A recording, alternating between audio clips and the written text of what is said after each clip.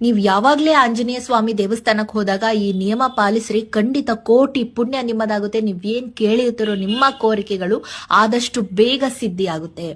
ಏನಂದ್ರೆ ನೀವು ದೇವಸ್ಥಾನಕ್ಕೆ ಹೋಗ್ತೀರಾ, ಅದು ನೀವು ಶನಿವಾರ ಹೋಗಿರ್ಬೋದು, ಮಂಗಳವಾರ ಹೋಗಿರ್ಬೋದು, ಯಾವಾಗ್ಲೇ ಆಂಜನೇಯ ದೇವಸ್ಥಾನಕ್ಕೆ ಹೋದಾಗ ಪ್ರದಕ್ಷಿಣೆ ಮಾಡ್ತಿರಲ್ವಾ, 9 ಬಾರಿ ಪ್ರದಕ್ಷಿಣೆ ಮಾಡಬೇಕು.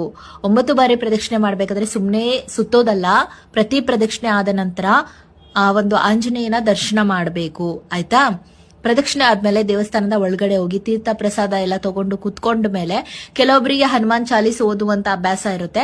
ಅಂತವರು ಬಾಯ್ ಬಿಟ್ಟು ಓದಬಾರ್ದು, ಮನಸ್ಸಿನಲ್ಲೇ ಹನುಮಾನ್ ಚಾಲೀಸ್ ಹೇಳ್ಕೋಬೇಕು. ಆಯ್ತಾ?